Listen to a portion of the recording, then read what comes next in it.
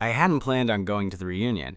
Honestly, I deleted the invite email twice before I finally gave in and clicked RSVP yes. Something about the idea of going back to my hometown, seeing people who used to call me names in the hallway, or worse, pretend I didn't exist, felt like volunteering to get kicked in the chest.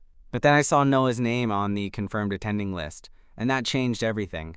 I hadn't seen him in almost 10 years. Not since graduation night when he gave me a ride home, parked outside my mom's house, and said, "You're gonna do something real with your life, man," before driving off into the summer heat with his window down and his music too loud. He was the one person back then who made me feel seen. Not like some background character or the token quiet kid. Just me. I told myself it didn't mean anything. That he was just nice. That the butterflies in my chest were one-sided. But when I saw his name on that list, something in me clicked. So I went. The school gym looked almost exactly the same. Maybe a little more depressing now, with crepe paper streamers and a rented speaker system playing early 2010s hits. People milled around in button-downs and nervous smiles, clinging to their drinks and trying not to look like they regretted showing up. I'd been there for maybe half an hour, awkwardly nursing a soda, when I saw him. Noah. He looked older, obviously. His jaw was a little sharper, his stubble a little more intentional. But the way he smiled when he saw me, that was the same. "Damn," he said, walking up and pulling me into a hug before I could even respond. "I didn't think you'd come." Same. I managed, trying to play it cool while my brain short-circuited. He smelled like cedar and something warm, like autumn and familiarity. We pulled back from the hug and he looked at me. Really looked. "You look good, dude. Seriously. You too." He laughed, rubbing the back of his neck. "I've been stalking your Instagram. You've been doing cool stuff." "I've been trying." We ended up grabbing two of the folding chairs near the back of the gym, a little out of the way from the crowd. He told me about living in Denver now, working with some nonprofit that builds outdoor classrooms for underfunded schools. I told him about my freelance design business, about living in the city, about almost adopting a dog before chickening out at the last minute. He laughed. "Still can't commit, huh?" I smirked, still overanalyzing everything. Something passed between us then, something unspoken, but not new. It felt like slipping into an old hoodie, worn, familiar, safe. And then he said it. "Hey? You want to get out of here?" I blinked. "Like, now?" "Yeah. I don't think I can take another... Remember that time in chem class? Story?" I hesitated for half a second, then nodded. "Okay. Yeah, let's go." He drove. His truck was newer than the one he had in high school, but the vibe was the same. Windows down, quiet music playing, the kind of ride that didn't need small talk. We didn't go far, just to this overlook spot on the edge of town, the one we used to sneak off to when we wanted to talk or smoke or just not be home. We sat on the hood of his truck, the night air cool against my skin. "I used to think about this place all the time," he said, "especially when shit got loud in my head." I looked over at him. "Still gets loud?" He nodded. "Sometimes." Same. We were quiet for a while. Then he said, "You remember that night, the one before graduation?" "Yeah." "You were the only person who didn't make me feel like I had to be something I wasn't." I felt my throat tighten. "I think about that a lot," he added. I turned to face him fully. "Why?" He didn't look away. "Because I never said what I wanted to say." The air between us went still. "What did you want to say?" I asked, my voice barely above a whisper. He swallowed. "That I liked you. That I wished I'd had the guts to tell you back then. But I didn't. I wasn't ready." And just like that, the years between us evaporated. I didn't say anything. I didn't have to. He leaned in slowly, carefully, giving me time to pull away. I didn't. And when his lips met mine, it wasn't fireworks or some cinematic moment. It was gentle, steady, like coming home. When we pulled apart, he rested his forehead against mine. "I'm here now," he said, "and I'm ready, if you are." I didn't even have to think about it. I am. We didn't go back to the reunion. Instead, we drove. Noah didn't say where, and I didn't ask. It felt like that kind of night. The kind where the rules didn't matter and everything outside the truck windows was just background noise. Eventually, we ended up at a quiet strip of beach just outside of town. Not the touristy part, not the one with lifeguard towers and volleyball nets. This was more rugged, more forgotten. He parked facing the water, turned off the engine, and left the keys in the ignition with the radio humming low. The silence stretched out between us, but it wasn't awkward, just full. He finally spoke. I used to come here after school, just sit in the back of the truck and stare at the ocean, sometimes for hours. Alone? Always, I nodded, watching the waves roll in like they'd been doing this forever, like they didn't care who was watching. You were kind of a mystery back then, I said. He smirked. So were you. No, I was just shy. You were quiet, but not invisible, he said. At least not to me. I glanced at him. His eyes were on the horizon, but his fingers drummed lightly on his thigh, a nervous rhythm. I wanted to talk to you more, he admitted. I just didn't know how. I gave him a small smile. You're doing fine now. He turned to me, and the way he looked at me, like he was seeing past the years, past the distractions, it made my breath catch. I've thought about you, he said. A lot. Same. He looked relieved when I said that, like he hadn't let himself believe it until now. I dated a few people, he said quietly. Girls mostly. Tried to play the part. I nodded. Me too. Well, not girls. He laughed softly. Right. There was a long pause. Then he said, I kept wondering if it was just nostalgia, if I'd built you up in my head. And? His gaze met mine again. And you're still exactly how I remembered. Something about that made me want to cry. Instead, I said, so what happens now? Noah leaned back, exhaling slowly. I don't know. I'm still in Denver. You're in the city. We've got lives. Yeah, but I don't want this to be it, he said. I don't want tonight to be the whole story. I looked down at my hands, at the tiny grains of sand clinging to my palms from leaning against the truck bed. I don't either, I said. He reached over and took my hand, just like that. No hesitation. The weight of it, his fingers threading through mine, was heavier than I expected. Not in a bad way, just real. You free tomorrow? He asked. I'm supposed to drive back in the afternoon. Then stay, he said. One more night, no pressure. Just stay. I searched his face for a beat. Okay. And just like that, something shifted. He didn't kiss me again that night. Not there. We just sat, hand in hand, listening to the water and the hum of the radio, and the silence between us that didn't feel like silence at all. We didn't rush it. We didn't have to. We ended up back at his parents' place. It was a little surreal walking through that front door again. The same house where we used to crash after football games, where his mom made pancakes that tasted like melted butter and sugar in childhood. She wasn't home, on a weekend trip with her sister, he said, but everything else looked exactly the same. Noah? I asked, pausing in the hallway. Are you seriously still living here? He laughed, rubbing the back of his neck. Just for the summer. Between leases. I've got a place in Denver I'm moving into next month. I nodded, unsure why that made my chest feel disappointed. I wasn't even sure what I was expecting. His old bedroom was smaller than I remembered. Same twin bed. Same posters peeling at the corners. A few boxes stacked against the wall. It looked like a museum exhibit called Teenage Boy, circa 2013. He tossed his keys on the desk and flopped down on the bed like he'd done it 1,000 times. Maybe he had. You good with the floor? He asked, gesturing toward the folded blanket and pillow he'd dropped near the door. I raised an eyebrow. You really gonna make me sleep on the floor? He grinned. I'm just trying to be respectful. Respectful's overrated. His smile softened, and for a moment, neither of us moved. Then I sat on the edge of the bed, close enough that our legs touched. He didn't pull away. You nervous? I asked. A little. About what? He looked at me for a long moment. That this is all in my head. That I'm reading too much into things. That maybe it's not what I think it is. I tilted my head.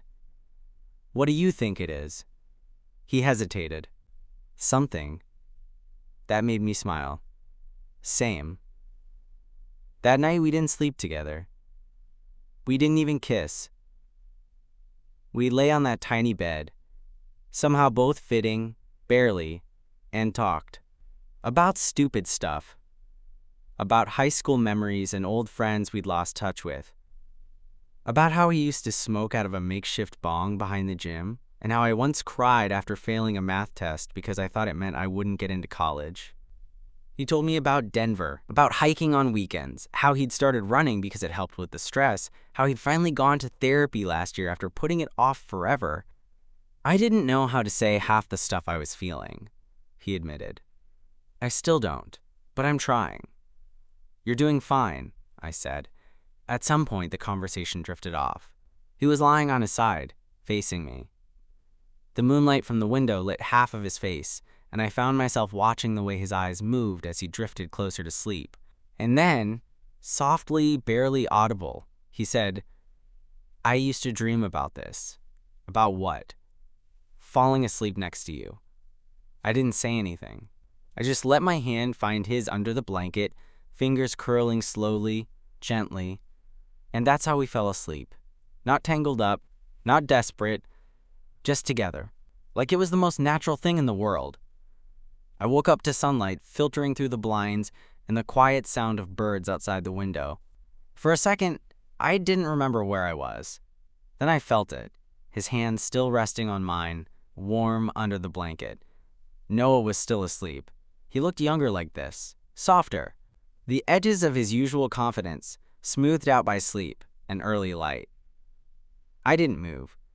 I just stayed there, eyes half closed, memorizing the moment. Eventually, he stirred. I felt his fingers shift before his eyes blinked open. For a moment, he just looked at me. Morning, he said, voice rough and low. Morning. Neither of us moved. We were still only inches apart, sharing one old pillow like it was meant for two. You stayed, he murmured. You asked me to. He smiled a little. Right. We lay there for a while longer before he finally stretched and rolled onto his back. The blanket slid down a little, revealing the soft rise and fall of his chest. I tried not to stare, but I definitely stared. He caught me. What? He asked, grinning. Nothing. You always this bad at lying? Only around you. That made him laugh. He sat up, rubbing his face. You hungry? Starving. All right, he said, swinging his legs over the side of the bed. Let's make the same breakfast I've made since high school, which is eggs and toast, slightly burnt, very gourmet. He stood and stretched, and I looked away before I could think too hard about how the hem of his shirt lifted just enough to show the curve of his lower back. We moved to the kitchen, bare feet on the cool tile, moving around each other like we'd done it before. Coffee? He asked. Yes. Please, immediately. He handed me a chipped mug. It had a picture of a cartoon cow on it. I can't believe your mom still has this, I said, grinning. She refuses to throw anything out. It's kind of charming, in a hoarder-ish way. We ate breakfast at the little kitchen table, everything sunlit and quiet. Noah kept glancing at me, like he was trying to figure something out. What? I finally asked. He shook his head. It's just weird, having you here. It feels normal, like it's happened before. Maybe it should have. He looked down at his plate. I used to think about it, back in high school. What it would have been like if I'd said something. Why didn't you? He shrugged. Fear. Stupidity. Timing. Take your pick. Well, I said, you said something now. Yeah, he nodded. I just hope it's not too late. It's not. There was a pause. Then he said, what if I came to visit you after I move into my new place? You don't have to say yes. I'd like to see you again, outside this weird time warp of our hometown. I didn't even hesitate. I'd like that too. We didn't talk much on the drive back. Not because there was nothing to say, but because the silence felt full, like we were both still processing everything that had happened in the last 24 hours. I watched the trees blur past the window, the sun already starting to dip in the sky. Noah's hand rested loosely on the wheel, his other draped casually over the center console. Every now and then, our arms would brush, and neither of us would pull away. He drove slower than usual. Not like he was stalling, but like he wasn't in a rush to go back to real life. "I don't want this to be a one-time thing," he said finally. I looked over at him. "It doesn't have to be." He nodded, like he was reminding himself of that. "I don't know what it'll look like yet. Long distance, time zones, work. But I want to try." "Me too." He smiled, that same boyish grin I remembered from high school, softened now by something deeper. We pulled into the gas station just outside the city limits, my usual stop before heading back into town. He filled up the tank while I went inside to grab us drinks. When I came back out, he was leaning against the truck, looking down at his phone. "Everything good?" I asked, handing him a bottle of water. "Yeah," he said, pocketing his phone. "Just my roommate asking when I'm getting back. I told him I was staying at a friend's. Didn't want to explain everything over text." "That's fair." He glanced at me. "You tell anyone?" I shook my head. "Not yet." "Think you will?" I shrugged. "Maybe, when it feels right." He nodded slowly, like he understood. We didn't leave right away. We stood there for a bit, drinking our water, the truck idling behind us. Then he said, "Can I ask you something?" "Sure. When you saw my name on that reunion list, what made you decide to come?" I looked at him. "You?" He blinked, surprised. "I saw your name," I said, and suddenly all the reasons not to go didn't matter anymore. He didn't say anything at first. Just looked at me. Really looked. Then he stepped forward. It wasn't a kiss this time. He just pulled me into a hug. Firm. Warm. Lasting longer than it needed to. "I'm really glad you came," he murmured into my shoulder. "Me too." We got to my place just as the sun dipped below the skyline. I opened the door, stepping inside, suddenly aware of how quiet my apartment felt. He looked around. "You've got good taste." "Thank you. I spent way too much time arranging books I never read." He chuckled. For a second, we just stood there, the moment stretching again. "I should probably hit the road soon," he said. "You could stay." He looked up. I shrugged. "No pressure. I just wouldn't mind waking up next to you again." He didn't answer right away. Then, "I'd like that." He stayed, not just for the night, but in that quiet, lingering way that tells you someone isn't in a rush to leave anymore. We made pasta. Badly. Neither of us remembered to salt the water, and the sauce was too thin, but it didn't matter. We sat on the floor in my living room, plates balanced on our knees, laughing over dumb memories and the clink of forks against cheap IKEA dishes. It wasn't dramatic. It wasn't romantic in the candlelit, sweeping music kind of way. But it felt real. After dinner, we ended up on the couch. Close, but not quite touching. The movie we picked played quietly in the background, more of a placeholder than something we were actually watching. Halfway through, his leg shifted. Touched mine. Neither of us moved. Then he looked at me, not with that joking glint he usually had, but with something steadier, more serious. "Can I ask you something?" I nodded. "What did you think this would be?" he asked. "When you saw my name on that reunion list, what were you hoping for?" I exhaled slowly. Honestly, I didn't know. I just knew that seeing your name made something in me wake up. Like, some part of me that hadn't moved in years. His eyes didn't leave mine. "I didn't think it'd be this," I added. "I didn't expect to feel this." "What do you feel?" I swallowed. "Like I'm falling into something. And I don't want to stop." He didn't say anything. He just leaned in, slow and careful. The kiss wasn't rushed. It was soft. Intimate in that way where you're not trying to prove anything. You're just there, feeling it, letting it happen. His hand found my chest, resting there like he was anchoring himself, and when we pulled apart, he stayed close, forehead against mine. "I'm scared," he whispered. "Me too, but I don't want to run anymore." "Then don't." We moved to the bedroom after that, not because we were rushing toward anything physical, but because we both wanted to be closer, to feel that warmth again, that steadiness.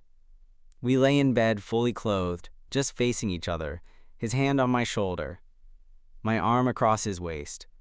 At one point he whispered, "I don't know how to do this."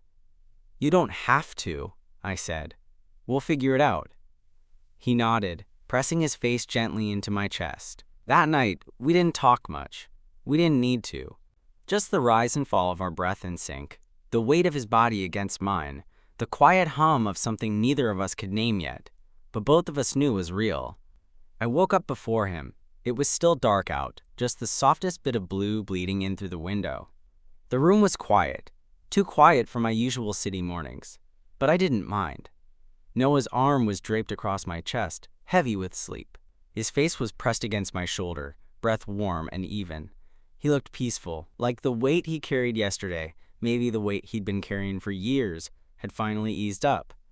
I didn't move, didn't want to, because I knew, deep down, that this wasn't something I could take for granted. Eventually, he stirred. He blinked slowly, his eyes adjusting to the light, and then he looked up at me. "Hey," he whispered, voice rough. "Hey." For a moment, neither of us said anything, and then he asked, "Is this still okay?" I reached for his hand and laced our fingers together. "Yeah, it is." He gave a small smile and laid his head back down. We stayed in bed for a while. No rush, no pressure. Just breathing in the same space, quietly syncing up. Later, he made breakfast.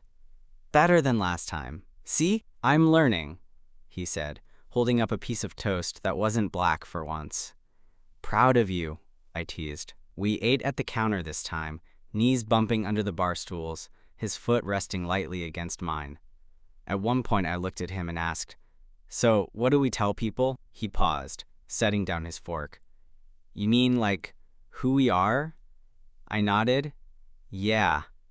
He looked thoughtful, then said, "I don't know if I have a perfect label for this, but I know I don't want to hide it." That answer landed deep. "Same," I said. He leaned in then, kissed me softly, just once, just enough. "I think," he said slowly, "I want to keep showing up for this. For you, however that looks." "I think I want that too." Later that day, he packed up his bag. It wasn't dramatic. No, this is goodbye energy. Just two guys who knew they had something now. Something that wouldn't disappear just because one of them got in a truck and drove home. We stood by the door, neither of us moving for a minute. "I'll call you when I get back to Denver," he said. "You better," he grinned. Then, softer, "I'm glad I came to that reunion." "Me too." One last hug, one last kiss, and then he was gone. But it didn't feel like an ending. Not at all. It felt like the start of something we'd both waited years to find. We didn't jump into anything official right away. There were texts, calls, a few blurry FaceTime sessions with weak Wi-Fi on his end. Some nights, we'd fall asleep on the phone, not even talking, just the soft sound of his breathing keeping me company. The distance wasn't easy. He was busy settling into his new place in Denver. I was juggling freelance deadlines and trying not to overanalyze every message I sent. But still, we kept finding our way back into each other's days. I flew out to see him a few weeks later. It was a last-minute trip.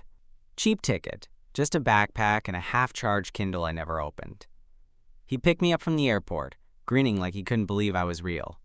We hugged in the parking lot a little too long. Neither of us cared. His new place was small. One bedroom, plain furniture, a couch that squeaked every time we sat on it. But it already felt like him. Warm, simple, honest. That weekend was slow. Good slow. We cooked together, stayed up too late, sat on his tiny balcony with beers, and talked about nothing. At one point, I found an old photo in a box by his TV. It was us, from senior year. I was in the background, half blurred, standing just behind him at some pep rally. "You kept this?" I asked, surprised. He shrugged. "Didn't know I did. But I'm glad I did." That night, we lay in bed, limbs tangled under the sheets, and he said, "You know, I think I'm finally getting it." Getting what? How it's supposed to feel. This. Us. I looked at him, at the way his face softened when he said it, at the way his thumb brushed lightly over my wrist like he wasn't even aware of it. And I knew exactly what he meant. It wasn't a fantasy. It wasn't some high school crush we'd romanticized. It was real. Messy. Gentle. Unexpected. But real. It's been almost a year now. He's come to the city a few times. I've been back to Denver. We've fought once or twice. Over dumb things, mostly. But we always circle back. Because that's what we do now. We show up. Sometimes I catch myself staring at him. When he's tying his shoes or making coffee, like, I still can't believe this is my life. That he's in it. That we're in it. There are no big declarations. No fireworks. Just mornings with shared coffee mugs, inside jokes over text, and that quiet, constant hum of something that feels like home.